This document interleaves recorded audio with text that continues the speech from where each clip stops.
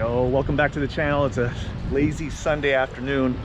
See here my buddy Itchy from Supercar Lottery Scratchers just pulled up right now, and I told him that we were gonna race. So I think that's why he brought out the Porsche. But little does he know, today it's just gonna pretty much be a video about just picking his brain. So we'll get into it in a second, but I know I see him sitting over there, so let's go chop it up with him. Yo, what's going on, man? How you doing? Hey, why did you bring the Porsche out today? Is it because I told you we were gonna race? What's that? Oh shoot, are you filming? Yeah, it's filming. Oh, dude, I don't even know what we're talking. Sorry, we're talking. We're talking about something different. No, we're talking about the G-Wagon. Oh, okay. No, because because earlier when I told you to come out, I was like, well, let's shoot a little quick video. Okay. But then when I mentioned that, oh yeah, we're gonna bring the ZL1 out, and oh yeah, that's why you brought the Porsche. But nah, man. So... Oh, I wanted to do a straight line drag race with that. Oh no, that's you cool. Caught me off guard. You caught me off guard. Huh? Sorry, dude. Hey, that was the whole point. That was the whole point of it. So. Oh, okay. No, man. So the reason for the video today, as I mentioned, was that you've been in the eBay business for a really long time. We're gonna talk about eBay today and online flipping. Yeah, right? No, for sure. Because I mean, if you jump on YouTube, I mean, guys like Gary Vaynerchuk, they're just blowing up the whole, the Trash Talk series with, flipping stuff that you can get at garage sales or even thrift stores and stuff like that. Secondhand stores. Absolutely. Garage sales, flea markets, a lot of swap meets. Yeah, so he pretty much says there's no excuse to make no money, right? Because I mean, it's too easy to make money these days. There's the power again of online. The phones have actually expanded that, because you can actually, let's say for example, you want to list something, you can list something right now. You can take a picture of this cup if you want to sell this cup. If it was a designer cup, you can actually list this right now, where before 10 years ago you have to take a picture with a digital camera, put it on your computer, and then upload it. Right. The process has been much more efficient in what you can do. So when did you start eBay? Because I mean, I know, as long as I've known you for several years now, and I mean, you're probably one of the only guys that I know that's been doing it for as long as you have, Yeah, I think I started eBay in 2005 or 2006, so that would, geez. Yeah. You guys don't want to know how old I am. So that's probably 15 years, maybe a little less, something around there. So back then, what made you get into eBay? One thing, the first thing I could sell, I will always remember this, and I think I told Chun this story here, is we're both into watches, right? And we've talked about this before. Maybe Chun will do a video on his watches and stuff like that. But I had an old Tag Heuer watch. That was my first really nice watch. Yeah. And if you guys are watch aficionados, it was a Link. Tiger Woods actually promotes that watch, and it was the old Link. It was the SEL Link, if you guys know about watches. Yeah. And it wasn't even the newer Link. And I also had a 6000 series. Tag was a really big thing back then. So that was my really first nice watch that I got. And I had to size the watch for my wrist, obviously, because and I'm into bracelets. I like bracelets. I don't like the leather, because I feel like on a hot day today it gets so sticky. Sure. And it touches. So I had to get my watch sized, and the jeweler actually gave me a little bag and said, oh, okay, here's your extra links. I don't even want the links. No, you keep the links. So I kept them, and for whatever reason, I wanted to get an extra band, because I scratched my band, and it was a Link, so they're like, it actually looks like this band here. Yeah. And I scratched it, and I was really upset. Again, it was one of my nicest watches I ever had at the time, and I scratched it. I was like, I'm just gonna buy a brand new bracelet. And I remember the bracelet was something like $1,000. I said, this is crazy, $1,000 for the bracelet. If the bracelet's $1,000, and I calculated how many links I had, and I think it was like 8 links, I go, this link should be worth almost $100, because it was one link. So let me just try it. So I put it on eBay for whatever reason, and it sold. Yeah. I think it sold for like $70 or $80. Really? And I said, wow, I actually just made money. I never planned to sell that watch. I still have the watch. And I knew I was never going to sell it. So I said, and I made $70 off that little Link. And that's what started it all. And the thing that really impresses me the most is that your current store right now, you have I mean, it's Yeah. pretty much 100% feedback. It's 100% feedback, And, yeah. and how many 100% feedback do you currently have on your current page right now? I know you had another Current page. Yeah, and I can dive into that a little bit later. Mhm. I think there's like 3,000 transactions on that one. Right. If you want to look it up, it's called Pink Bunny's Treasures. Okay. Sounds okay. funny, but it's really catchy. Yeah, no, we'll definitely Yeah. definitely throw a link I've down at sold the bottom. everything from antiques to treasures and grandma treasures that they find Yeah. stuff, and that was one of the things I sold: purses, jewelry. I mean, this is a true Everything. This is a true art of the Yes. hustle. So I mean, you've literally, I mean, sold anything and everything. Yeah, right? anything. I've sold used shoes. I've sold used T-shirts, used clothing. Yeah, a little bit of everything. So there, you can sell anything on there. And I've even got to the point where, if you guys are big eBay sellers out there, you're gonna get caught with the transactions between PayPal. And we'll Sure. dive into this later in the taxes Mhm. and how they start taxing you on what you're making. Yeah, So- that's huge, because a lot of the other videos that I've seen, that's one thing that they don't really compensate for when they list their Right. items for sale, and then the minute they got to pay for their own shipping and the Right. taxes, the eBay fees, and all of a When sudden you want to turn it into they're a real making business, nothing. yeah, and I think I haven't done this much in a while, but it's either 20,000 or 250 transactions. You're automatically going to get a W-2 form Right. from either PayPal or eBay. I'm not sure what it is now. Again, I still do it. I just don't do that. I don't do 20,000 a year right now, and they will send you that. So it's basically like income. So you're Right. gonna have to report that, and you're gonna have to find a way to either write stuff off or do all your expenses. But that's when you get fairly big. If you think so, if you're selling 99-cent stuff Yeah. and you sell 200 items, which is actually not that bad, it's pretty easy. You're still gonna get a W-2 form. So I mean, the main purpose of this video is that just kind of want to let the viewers know. I mean, in your opinion, do you really think that there's still money to be made in eBay in 2019? There is money to be made, but there's a lot of competition. Yeah. Because, for example, what's big over here in Southern California is OfferUp. There's still Craigslist. Again, the advantages of those versus that is you just meet people and you meet someone on the street, and they can just pay you the cash right there. And obviously, cash, you'll never see it. Sure. eBay, I love eBay because at the time we could be doing this video, I could sell something on eBay right now. Yeah. And you could sell something in your sleeve, you can sell something when you're at dinner, you can sell something while you're at Starbucks. I think it's a really good feeling now that with the phones, your phone rings and all of a sudden, oh, I just made money, whether it's 99 cents, whether it's $10, whether it's $100. Right. I remember you telling me, what's the biggest item you've ever shipped? I sold a set of wheels. A set of wheels Yes, for and cars. going back to supercar lottery scratchers, right? I can tell that story. I'll tell it real quick. It was, if you guys remember, it's a black series. It was the 2008 CLK Black Series, which is not made anymore. Yeah. Those were the race I remember versions those. of Mercedes and the real wide fenders. I shipped that to New York. I had a guy in Canada. The guy drove down from Canada to get those from New York. That was probably about $3,500. A real OEM set of those wheels are really, and they still are expensive to this day. You could probably find knockoffs, but the OEM with the OEM tires and everything, because we had a Black Series, it was a full race car. We put track tires, track rims on it, so we sold the other ones. So that was probably the biggest item. So that's the biggest item. Freight-wise. And what about dollar-wise? What's the highest price item you've ever sold on eBay? Dollar-wise, probably goes back to the watches. The watches, okay. And now let me ask you this then.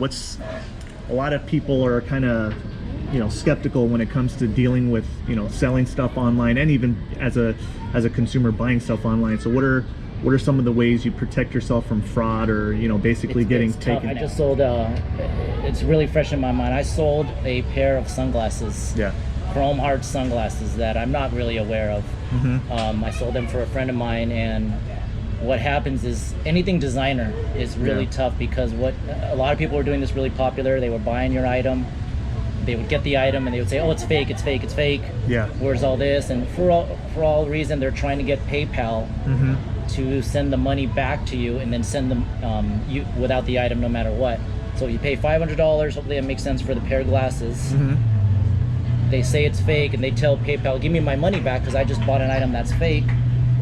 If you guys get into a claim case or a case, I would say 90 to 95% of the time, eBay backs the buyer. Right. And if you guys look on eBay, there's the buyer protection program that it makes it's safer for the buyer. The seller's always at a disadvantage. So I know, like you said, it's really hard, but what are some few ways that you as a seller can protect yourself from getting, taken advantage of in cases like that? One of the things is check their PayPal account. Mm-hmm. You can not take bids from an eBay seller without feedback. So sure. You have a brand new eBay seller. When you start on eBay, and this actually goes for all the online stuff, in OfferUp, Amazon, whatever, you only have no feedback. It's like the 5-star rating. Mm-hmm. Same thing with all the ratings for restaurants, for stores and stuff.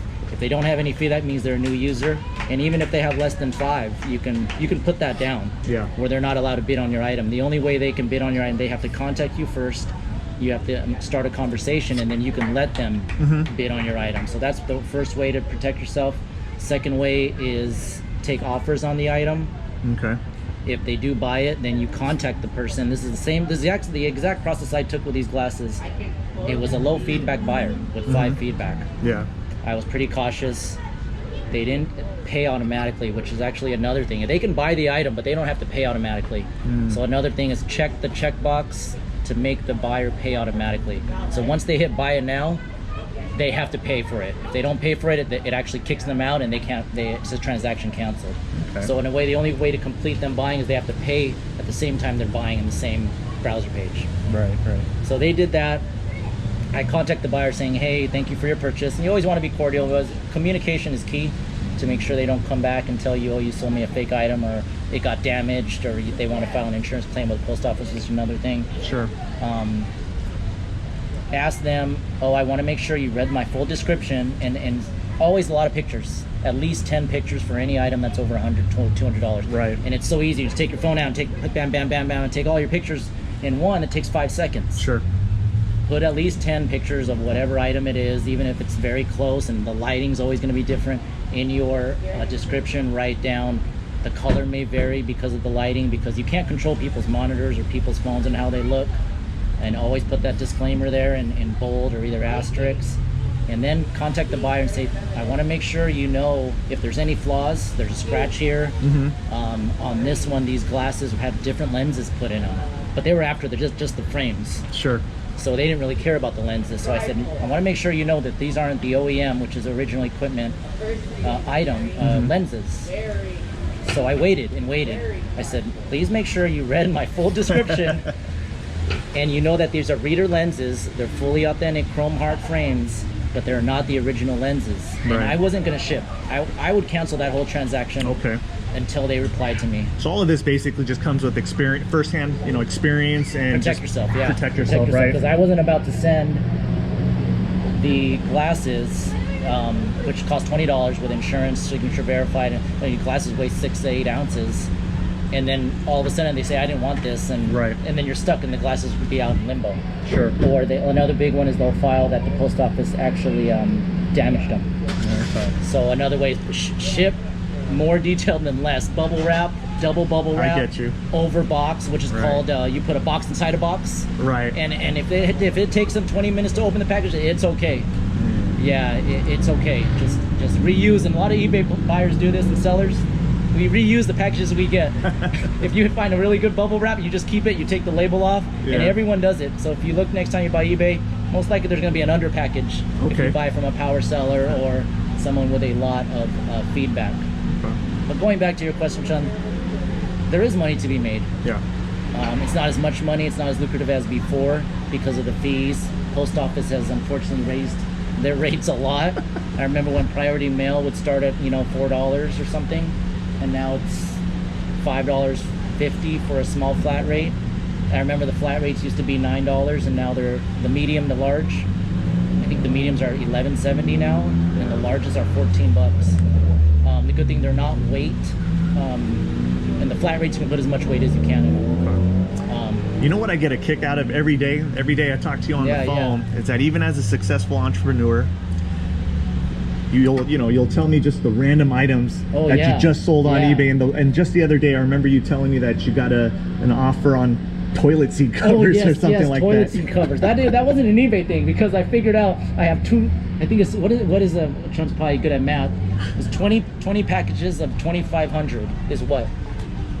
Now I'd have to take out the calculator. Yeah, it's 500. I actually should show everyone my toilets. The guy actually didn't even come through, so I'm gonna actually look right here.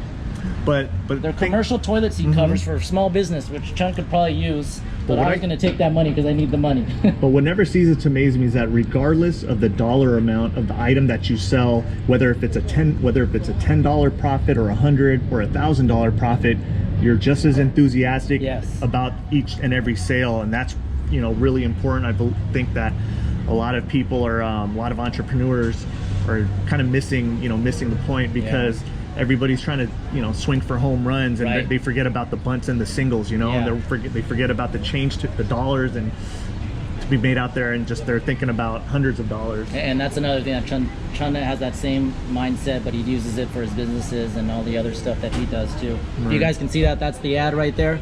It's 5,000. It's actually 5,000 professional paper toilet seat covers for $70. It's pretty heavy. If I would ship that, it probably cost $40. So I don't ship it. See, I'm actually using a different outlet or a different platform called OfferUp. Right. And I'm sure that this box was probably $120 if you buy it from Uline or Staples or whoever. So it's really advantage to Starbucks are there. Yeah. But a lot of interest on there. But again, a quote that I don't know which YouTuber that we were watching. It's this money out of thin air. Don't throw stuff away, because it's that true line where it's somebody's treasure, or that's why Pink Bunny's treasures. You never know. You know, someone would want a pink bunny and pay a lot for it. What a catchy name.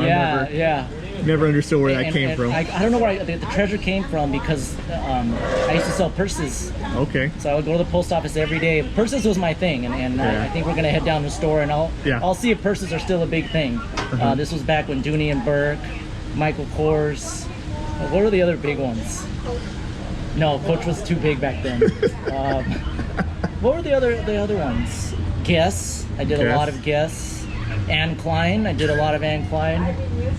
I don't know all those other ones, but there was a lot. There was a lot of not the super name brands, because those were the ones I could make money. A lot of Guess purses, and I used to go to the post office literally every day in the week. Yeah. And I was fortunate that my job at the time was within 0.5 miles or walking distance to the post office, and I would come every day with packages, and these ladies would ask me, what do you keep selling? You come in with all these packages, and I would just throw them down. I gotta get out of here, and I go, and I thought to myself, all these ladies would like what I sell. So I said, I sell purses. And they go, no, you don't. I go, yes, I do. Yeah. So one day I actually started showing them on my phone what I was selling. And so one day I packed my car in the trunk, and then you see a lot of these people sell music CDs out of cars or out of their trunks at the beach, or you see whatever. Packed my car with probably about 20 to 30 purses. And DKNY is another big one. that was actually big back then. Those would sell just like that. Just like that. Packed them in the trunk.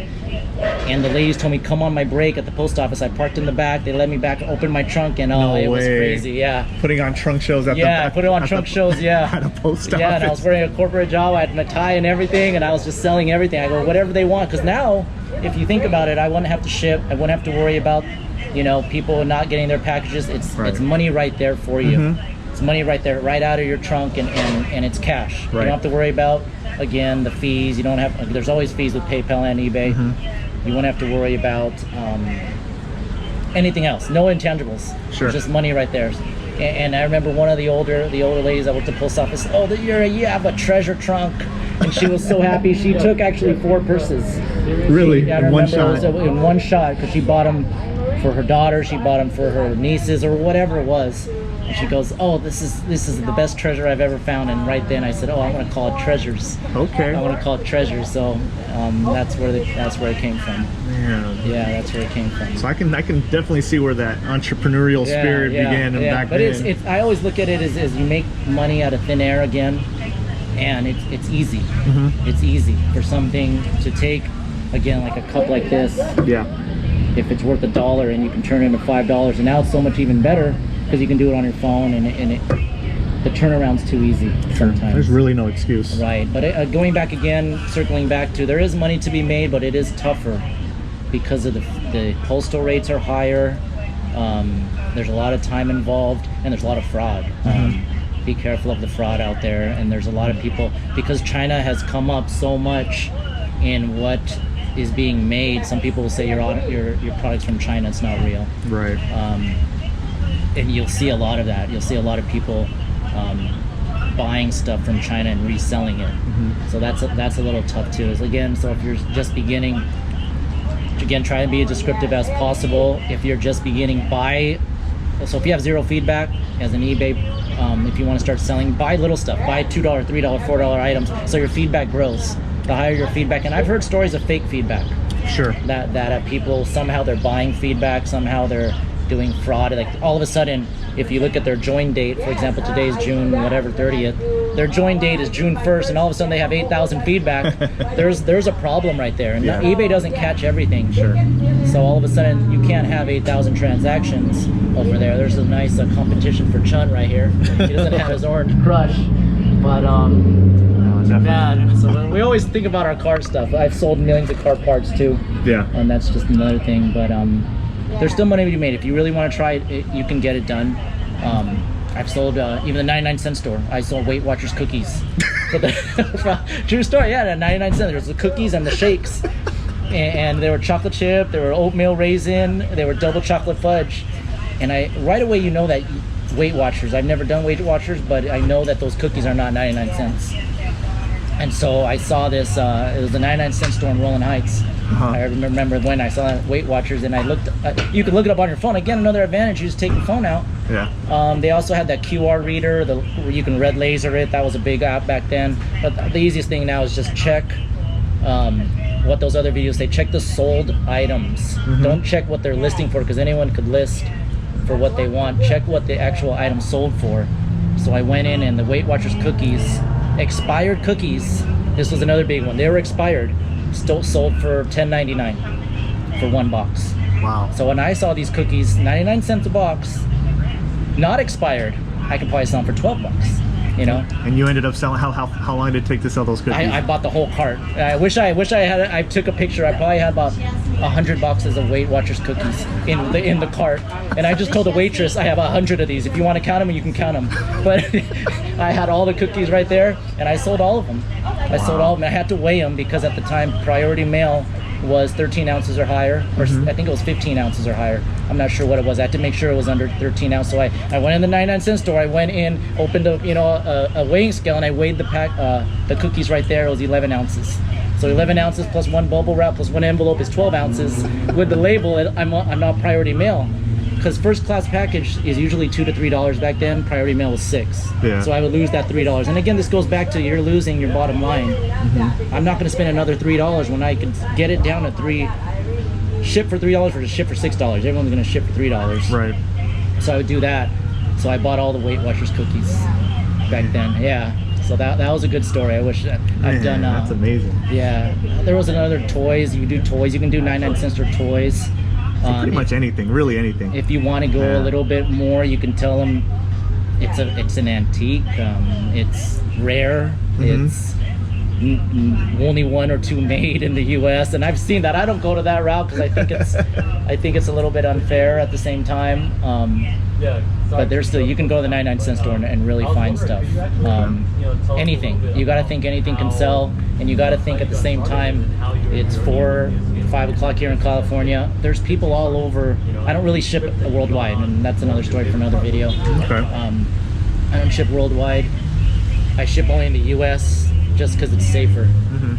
There's people out there looking all the time. Everyone, what's the percentage of people on their phones always looking for stuff? Don't think that just because you might not like it, it's not what you want, it's what your customers want, and what else can be done. I've never known I could know so much about purses, about synthetic leather, about measurements, about drop hang, how far the purse drops here, about the weight, about a hobo bag, about a satchel. There's all kinds. I know the hobo bag is what is it? It's like a bag. I don't know. It's just there's just a lot of stuff. I've had one lady complain to me that the bag was hurting her shoulder because it wasn't right. I have the actual straps still that I've sold. I'm going to sell those another time. You can sell the straps too. So if a lady doesn't like the strap and they put a different strap, don't throw that strap away because it's brand new. It's Michael Kors. Was another big one. How many items do you have on your right now? I have less than 100. You have less than 100? Yeah, because I've been busy working with Chun's all of Chun's little endeavors right there. I got my supercar lottery scratchers that we're playing too many tickets lately. We're gambling a little too much. Hey, that's a little passion project. I know it is for you. Yeah, and another one. Back to the Supercar Lottery Scratchers. Whenever we go to these events, if you guys want to check us out, just go to youtube.com Supercar Lottery Scratchers. When we go to those events, you get all kinds of goodie bags, and these goodie bags are really, you can sell anything. And people are willing to pay for all that memorabilia, just random things and you I've pick gotten up. lanyards. I've gotten lanyards from events. I've gotten one of the good things I sold was a wristband. It was a fortunate again that it was a Lamborghini event wristband to one of the parties at Monterey Car Week. So these are the ones they put on so you can go into the event. So you can go in. I said, I'm going to sell this, and I cut it real nice. I didn't want to rip it because once you rip it, all the threads come out. I cut it real nice, and I put it out there. It was just about that big, and it sold for $7. Yeah, and you ship it with one stamp, a forever stamp, 49 cents. So you make $6. And who would have thought that a band that you've actually worn for the night or whatever it is, take that off and resell it. Gift boxes they sell at those, gift bags they sell, anything you get in those goodie bags, because again, we're fortunate that we get to go to these events. Not many people, again, whoever, you have to think that, you know, people like, and they know it's real. Yeah. And another good thing on eBay, make sure if you're selling, let's say, a Lamborghini thing, try and sell a lot more car related stuff. I see. So one of my lines is I don't sell onesies and twosies. I always try and sell a combination of what's similar. So you have similar items. So if I have a Lamborghini wristband, I also have a Lamborghini lanyard or an exotic car lanyard. Okay. And also that, or I have a t-shirt that from the event, or I also have a magazine. So it looks like, oh, this guy has a lot of stuff and he's legit, versus he only has one little thing here. But you can't do that every time. Yeah, you want to create little topics or categories that you have more than one of whenever you can, because it looks like you have you know what you're talking about. Yeah. Man, I knew you were into eBay, but I did not know. There's a lot more. Man, we could probably sit here for like 3 hours. Yeah, we could sit here for hours, because there's even a lot more stuff that I've haven't dived in about, how you can get around not getting your W-2. What's the W-2 forms that you get when you make 20,000? Sure. At one point, I've had 2 or 3 accounts going. Okay. We've had, again, you got to be careful because PayPal does take your Social Security. So we've had 3 or 4 people on our team selling different stuff. Okay. We've had at the point, again, if you sell enough, you get those little white bins at your house, and the post office or the mailman will get the white bin from you. Instead of you going to the post office. So you can save gas, you can save time. There's just so many things. Yeah, we'll jump into that in a different video. We can do part 2 on that video. Okay, so we're here right now at a local Starbucks, and there's actually a Goodwill on the other side of the plaza. So I was either thinking we could hit up a Goodwill, a Marshall's, a Ross. Which store do you think you can find at least a couple items? There was a TJ Maxx. Okay. And a Ross together. Okay. So what I think we were going to try, and let's go see if we can find stuff, and if we can actually see if we can still kind of flip things through together and see what happens. We'll see what happens. All right. Well, let's head over there.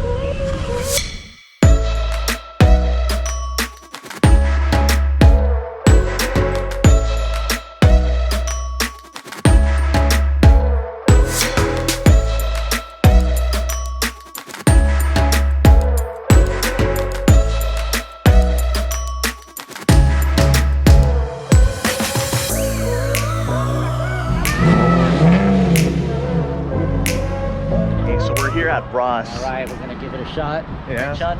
So I know we just went through that lengthy little interview. We'll probably have to do a part 2. If you guys like the video and comment, we'll do another one. No worries. No, but the main reason why I wanted to come here is I wanted to put, I definitely put the theory to the test, and just to show that, there really is no excuse when it comes to flipping items.